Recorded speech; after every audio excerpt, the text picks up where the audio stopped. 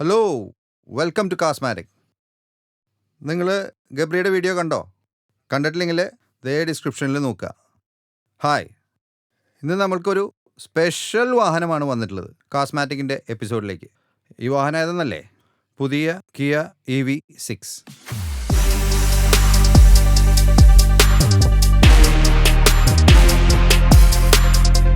March 2021 ആദ്യമായി EV6 ലോകത്തേക്ക് പ്രദർശിപ്പിക്കുന്നത്.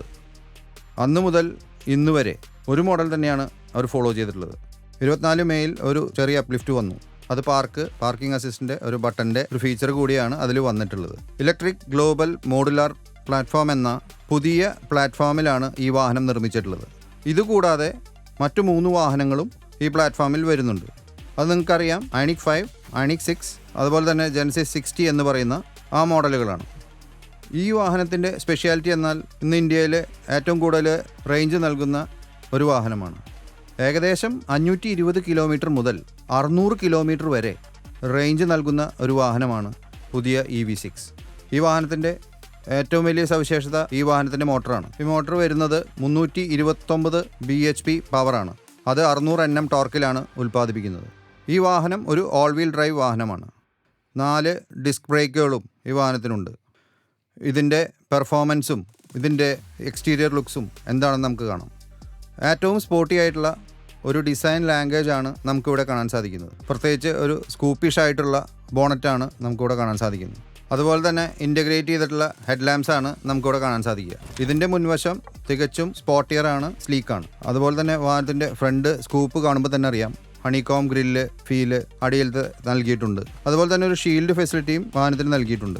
അത് പ്രത്യേകിച്ച് വാഹനത്തിൻ്റെ സ്പീഡ് കൂടുന്നതനുസരിച്ച് ആ ഷീൽഡ് മുകളിലേക്കും താഴേക്കും ഓപ്പറേറ്റ് ചെയ്യുന്നതാണ്. വാഹനത്തിൻ്റെ മുൻവശം പ്രത്യേകിച്ച് ഗ്രില്ലുകൾ വളരെ സ്ലീക്കാണ്, അതുപോലെ തന്നെ പ്രപ്പോർഷനേറ്റ് ആണ്. അതുകൊണ്ട് തന്നെ വാഹനത്തിൻ്റെ ആ ഫ്രണ്ട് ക്യാരക്ടർ തന്നെ ഡിഫറെൻറ്റ് ഫീലാണ് നൽകുന്നത്. ഈ വാഹനത്തിൻ്റെ ഷേപ്പിനെ കുറിച്ച് പറയുമ്പോൾ ഈ വാഹനത്തിനെ വിശേഷിപ്പിക്കുന്നത് തികച്ച ക്രോസ് ഓവർ വാഹനമായിട്ടാണ് കമ്പനി വിശേഷിപ്പിക്കുന്നത്. പക്ഷേ എന്നാൽ ഈ വാഹനത്തിൻ്റെ ഡിസൈൻ കോൺസെപ്റ്റ് വെച്ച് കാണുമ്പോൾ ഒരു സ്പോർട്സ് സെഡാൻ എന്ന് വേണമെങ്കിൽ വിശേഷിപ്പിക്കാം. അതുപോലെ തന്നെ ഈ വാഹനത്തിൻ്റെ ഏറ്റവും കൗതുകരമായ കാര്യം അത് ഈ വാഹനത്തിൻ്റെ വീൽ ബേസ് ആണ്. 2900 mm ആണ് ഈ വാഹനത്തിൻ്റെ വീൽ ബേസ്. ഈ വാഹനത്തിൻ്റെ എനിക്ക് ഇഷ്ടപ്പെട്ട ഫീച്ചർ പ്രത്യേകിച്ച് ഈ സൈഡിലേക്ക് വരുമ്പോൾ സൈഡിലെ ഷോൾഡർ ലൈനാണ്. വളരെ ഷാർപ്പ് അഡ്ജസ്റ്റോട് കൂടിയ ഷോൾഡർ ലൈനാണ്. അത് എയർ കട്ടിങ്ങിന് വേണ്ടി അത് വളരെയധികം സഹായിക്കും. അത്ര എയറോഡൈനാമിക്കലി ഡിസൈൻഡ് ആണ്. അത് എടുത്തു പറയേണ്ട ഒരു കാര്യമാണ്. അതുപോലെ തന്നെ ഫ്ലഷ് ഹാൻഡിൽസ്, അത് ലീസ്റ്റ് എയർ റെസിസ്റ്റൻസ് എന്നുള്ള സിദ്ധാന്തത്തിലേക്ക് എത്തിച്ചിരിക്കുകയാണ്. ഈ വാഹനത്തിൻ്റെ ഹൈറ്റ് വന്നിട്ട് 1570 mm ഈ വാഹനത്തിൻ്റെ ഗ്രൗണ്ട് ക്ലിയറൻസ് 178 mm ആണ്. ആവശ്യത്തിന് വേണ്ട ഗ്രൗണ്ട് ക്ലിയറൻസ് ഉണ്ട്. എങ്ങനെയുണ്ട് ഈ വാഹനത്തിൻ്റെ ബാക്ക്? നിങ്ങൾക്ക് ഇഷ്ടപ്പെട്ടോ? എനിക്ക് ഭയങ്കരമായിട്ട് ഇഷ്ടപ്പെട്ടു. ഒരു സ്പെഷ്യൽ ഡിസൈൻ, ലീസ്റ്റ് ഡ്രാഗ് കോഫിഷ്യൻ എന്നുള്ള തിയറിയുടെ ബേസിസിലാണ് ഈ വാഹനം നിർമ്മിച്ചിട്ടുള്ളത്. ഒരു ഇലക്ട്രിക് വാഹനമല്ലേ, സാധാരണ ചാർജ് ചെയ്യേണ്ടി വരില്ലോ. അത് എവിടെയാണെന്നല്ലേ, അത് വളരെ കൗതുകമാണ്. അതായത് നമുക്ക് നോക്കാം എങ്ങനെയുണ്ട്. ഈ വാഹനത്തിൻ്റെ സ്കിഡ് പ്ലേറ്റിലാണ് എനിക്ക് പിന്നീട് ഇഷ്ടം വന്നത്. പ്രത്യേകിച്ച് സെൻറ്ററിലൊരു ലൈറ്റ് കൊടുത്തിട്ടുണ്ട്. അതൊരു ഹണികോം ഫീലോട് കൂടിയാണ് നൽകിയിട്ടുള്ളത്. അതുപോലെ തന്നെ മൊത്തം ഒരു ഹണികോം ഫീല് ഈ സ്കിഡ് പ്ലേറ്റിന് താഴെ അത് വ്യക്തമായിട്ട് കൊടുത്തിട്ടുണ്ട്. അതാദ്യമായിട്ടാണ് ഞാനൊരു വാഹനത്തിൽ കാണുന്നത്. അതുപോലെ തന്നെ മറ്റൊരു സവിശേഷത എല്ലാ വാഹനത്തിലും ഉള്ളതാണ്, പക്ഷേ എന്നാലും ഇതിൽ ക്ലാരിറ്റി ഉള്ള ക്യാമറയാണ്. 360 ഡിഗ്രി ക്യാമറ. കൃത്യമായി നമ്മുടെ അലൈൻമെൻറ്റ്, വാഹനം എവിടെയാണ് നിൽക്കുന്നത് എന്നതിനെക്കുറിച്ച് വ്യക്തമായ ധാരണ നൽകുന്ന ഒരു ക്യാമറയാണ്. നമുക്ക് ഈ വാഹനത്തിൻ്റെ ബൂട്ട് സ്പേസ് എങ്ങനെയുണ്ട് നോക്കാം. ബാക്കൊക്കെ നിങ്ങൾക്ക് ഇഷ്ടപ്പെട്ടതല്ലേ? വാ നോക്കാം.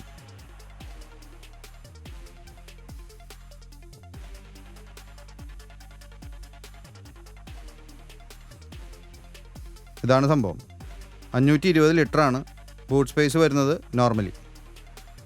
ഈ ബാക്കിലെ 2 സീറ്റുകൾ മറച്ചിട്ട് കഴിഞ്ഞാൽ 1300 ലിറ്റർ സ്പേസാണ് ഈ വാഹനത്തിനുള്ളിൽ. അതിഗംഭീരം തന്നെ. ഇതാണ് വാഹനത്തിൻ്റെ ടെയിൽ ഗേറ്റ് ക്ലോസ് ചെയ്യാനുള്ള സ്വിച്ച്. ഇത് നമുക്ക് സ്വിച്ച് പ്രകാരമുള്ള എപ്പോൾ വേണമെങ്കിലും എവിടെ വെച്ച് വേണമെങ്കിലും വാഹനത്തിൻ്റെ ഹൈറ്റിൽ ടെയിൽ ഗേറ്റ് നിർത്താൻ പറ്റും, ഹൈറ്റിൽ ക്ലോസ് ചെയ്യണമെങ്കിൽ.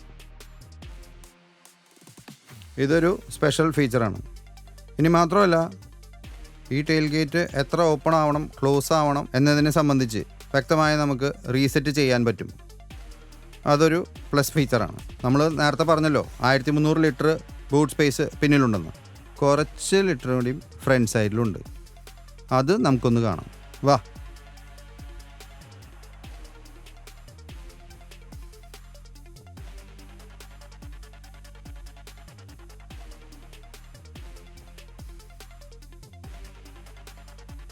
എങ്ങനെയുണ്ട്? ഗംഭീരമുണ്ടല്ലേ? അപ്പോൾ നമ്മൾ പുതിയ EV6 കിയ EV6ലാണ് ഇരിക്കുന്നത്. ഞാൻ സത്യം പറഞ്ഞു കഴിഞ്ഞാൽ ഒരു കോക്പിറ്റിൽ ഇരിക്കുന്ന ഫീലാണ്. ഒരു പ്ലെയിൻ്റെ കോക്പിറ്റിൽ ഇരിക്കുന്ന എങ്ങനെയാണോ അതേപോലെ തന്നെയാണ് ഞാൻ ഇരിക്കുന്നത്.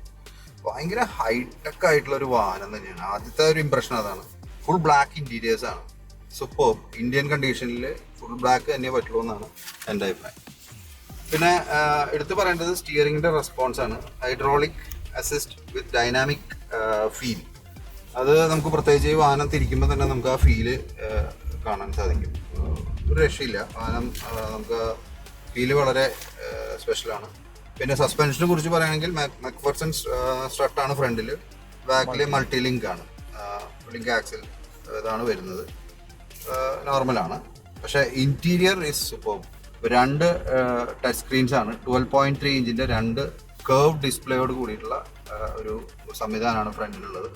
ഏറ്റവും മികച്ച രീതിയിൽ ഡ്രൈവറിനെ എങ്ങനെ അസിസ്റ്റ് ചെയ്യണമോ ആ രീതിയിലാണ് വാഹനം കിയ ഡിസൈൻ ചെയ്തിട്ടുള്ളത്. Anyway hats of two Kia. They have done A great job.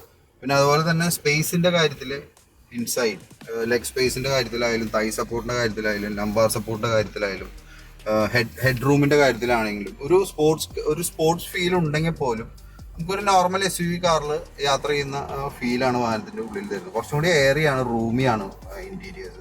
എടുത്തു പറയേണ്ടതാണ്. പിന്നെ അതുപോലെ തന്നെ ഫ്രണ്ടിൽ നമുക്ക് ഇവിടെ വാഹനത്തിൽ വയർലെസ് ചാർജിങ് നൽകിയിട്ടുണ്ട്. പിന്നെ റോട്ടറി സ്വിച്ചസ് ആണ്, റിവേഴ്സ്, ന്യൂട്രൽ, ഡ്രൈവ്.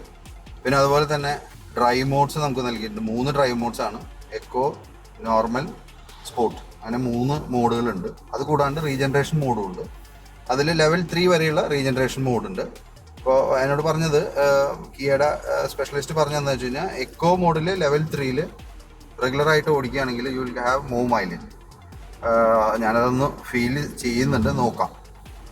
ഞാൻ ലെവൽ 3ലാണ്, എക്കോ മോഡിലാണ്.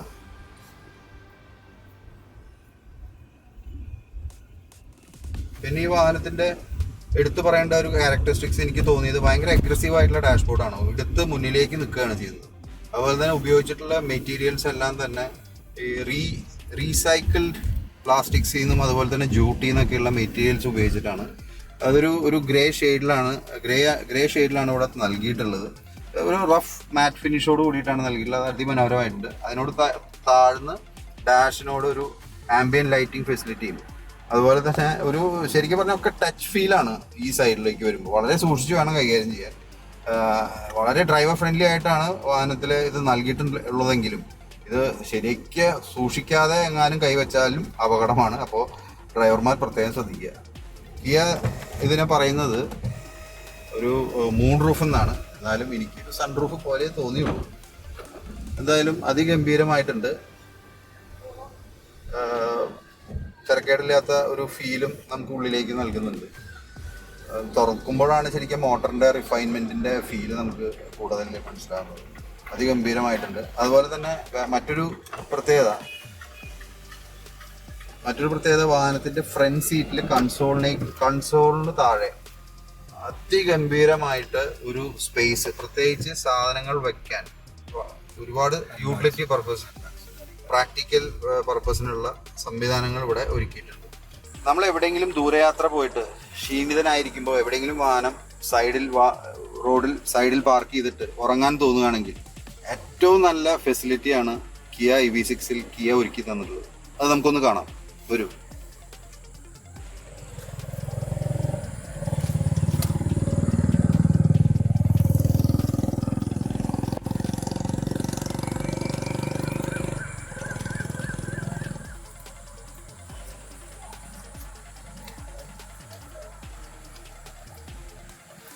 ഇതാണ് zero gravity seat.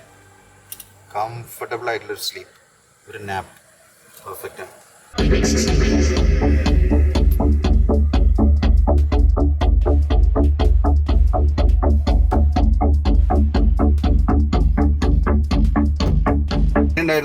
Audio feel 14 സ്പീക്കേഴ്സാണ് Meridian സിസ്റ്റത്തിൻ്റെയാണ് ഈ വാഹനത്തിൽ വരുന്നത്.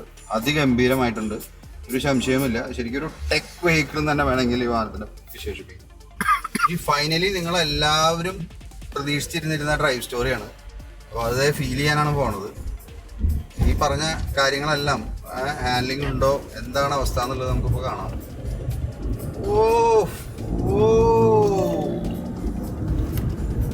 എൻ്റെ പള്ളി 329 VHP എന്നൊക്കെ പറഞ്ഞപ്പോൾ ആദ്യം ഞാൻ കുറച്ച് തള്ളാന്ന് കരുതി. പക്ഷെ തള്ളല്ല കേട്ടോ, സംഭവം നമ്മൾ തള്ളുകയാണ് ചെയ്തത്. അതിഗംഭീരം. പിന്നെ അതുപോലെ തന്നെ സസ്പെൻഷൻ്റെ കാര്യത്തിലായാലും അതൊരു എന്താ പറയുക, നമുക്കൊരു SUV ഫീൽ ആണ് നമുക്ക് തരുന്നത്. ഒരിക്കലും ഒരു സ്പോർട്സ് കൂപ്പി അല്ലെങ്കിൽ ഒരു സ്പോർട്സ് വേഗണീറിൻ്റെ ഒരു ഫീല് പോലും നമുക്കിതിൽ കാണാൻ സാധിക്കുന്നില്ല. അത് തന്നെ ഒരു പ്രത്യേകതയാണ്. പിന്നെ സോളിഡ് ബിൽറ്റാണ്. നമുക്ക് ഒരു തരത്തിലുള്ള ഒരു സൗണ്ടോ ക്ലാറ്ററിങ്ങോ ഒന്നും തന്നെ ഇല്ല. അത് വലിയൊരു ഫീച്ചർ. പ്രത്യേകിച്ച് ഇത്രയും വലിയൊരു വാഹനമായിട്ട് ഏറ്റവും മോശം റോഡ് കണ്ടീഷനിൽ പോലും അത് എടുത്തു പറയേണ്ട ഒരു സാഹചര്യമാണ്.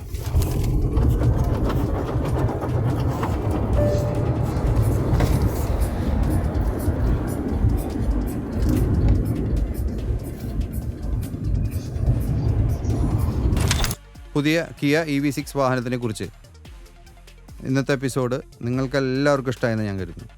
ഒരു സ്പെഷ്യൽ വാഹനമാണ്.